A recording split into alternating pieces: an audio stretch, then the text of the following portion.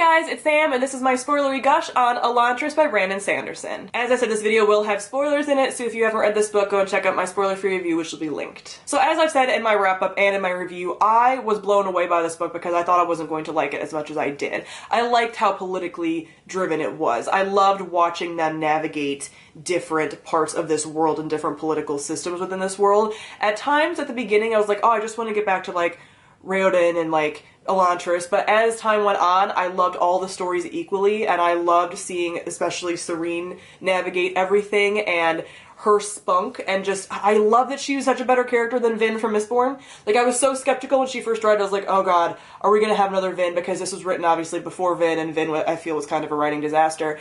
And she was great. I loved her. I was so connected to her, and I really appreciated her and his, like, love story. So the fact that they kind of were talking before he, like, obviously went to become a Elantrian, and, like, she was gonna try to get there early to, like, meet him, and all this stuff, like, I felt for their romance more than I felt for most of the romances within any adult fantasy story, or specifically Brandon Sanderson's, though, because I didn't like Vin and Ellen, but I did like, Sazed and Tindwyl, so, like, this is almost even with them, I would say, but I loved them, and I loved how, like, they still had this connection even when they didn't know that the other one was, like, existing and around, and, you know, when she started coming into Elantris, he was kind of watching and seeing, and he liked her spunk, and, like, all of this stuff. Like, they're such a good match, which makes me so happy, and it was formed in a really believable way, so it wasn't like, oh, they just suddenly met, and, like, they do really like each other. Like, obviously they had correspondence before, and then he got to kind of see how she was, and they got to meet each other on, like, equal terms, and it was so good, and I really liked that. And I just liked this band of characters. I liked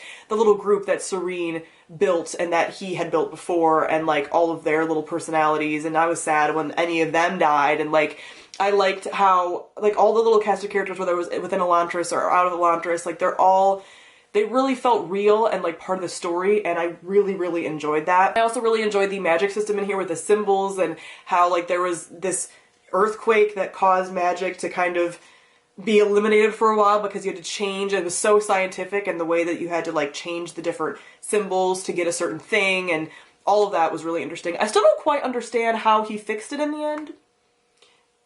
Like, I know he was running into a thing, and he did a thing, and then it got fixed, but I didn't quite make that connection. That was the thing about the ending, as I found this ending too rushed. Like, his endings tend to be big, explosive endings, and I love that, and I get that, and I've read them a lot now. But I feel like this wasn't tight enough, and that there could have been more foreshadowing within a lot more of the story, and it would have been better, and it would have been more of a culmination, like some of his other book endings have been, instead of a lot of things being dropped in. Like those monks that are like monster monks, I picture them, if you've played Dragon Age Inquisition, as the Red Templars that are like monsters. They basically look like that.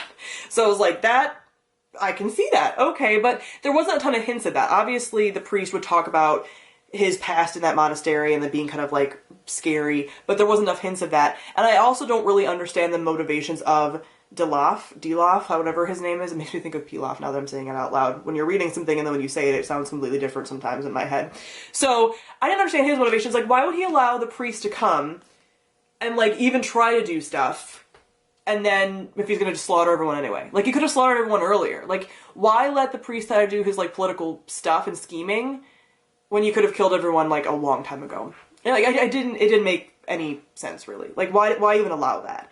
But I did like that we had two different antagonists. One was really more of a villain, one was an antagonist, and I liked that Hathrin, I'm pretty sure that's how you say his name, was a sympathetic villain. That you have this antagonist who, like, you start to kind of understand, and you see that he's complex, and here's his motivations, and here's why he wants to convert people. He doesn't want everyone to die, and he wants to do it in the best way possible, and, like, he's scheming, and he weighs the odds, and he doesn't want a ton of collateral damage if he can prevent it, and all that stuff makes him very likable, and I really appreciated that. I also just love in general how Brandon Sanderson's books really question religion and question how religions are made and how men can kind of contaminate them. You know, they talk about how these two religions were kind of an offshoot of another major one, and they both kind of got different ideas, and that's really how denominations tend to work now.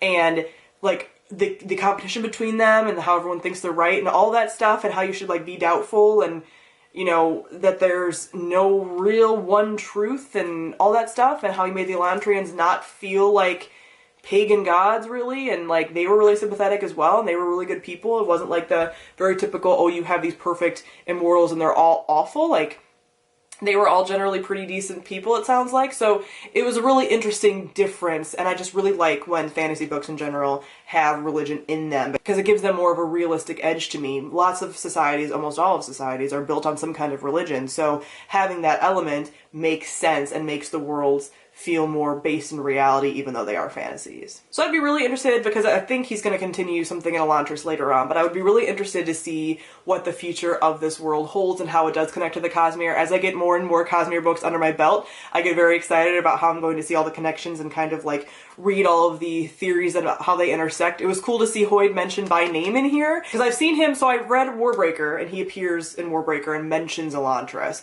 So that was cool, and I'm kind of interested to see like how he weaves into things and stuff, and just how the whole Cosmere works. I'm just very interested to get more into it. So I do plan on probably reading, I can't decide if I want to start the second Mistborn trilogy first, just because it's shorter and I can get through them a little bit faster, or if I want to start like Words of Radiance, Stormlight Archive. So one of those will be my next Sanderson Cosmere read, now that I have this out of the way. But now I don't feel like it's out of the way. Like, for a long time I put this off because I just needed to get done with it. And it was a really fun experience, and these are some of my favorites. Like, I like these characters a lot. They probably fall behind maybe like Helseer from Mistborn. Like, that's how much I like them. So, and like Sazed. A lot of the Mistborn people are my favorites, but I feel like I like a lot of these characters more than I liked a lot of the characters in like Warbreaker, for example. So I highly enjoyed this, and I wish more people would give it a chance, because I feel like it's always brushed aside as like, oh, it's his first book, it's not as good. But I still think it stands the test. Maybe the ending isn't as good as a lot of his other endings have gotten, but you shouldn't judge a book just by the endings. So I enjoyed this highly. So comment below and let me know what you thought of Elantris. Thank you all for watching, and I'll see all of you guys soon. Bye.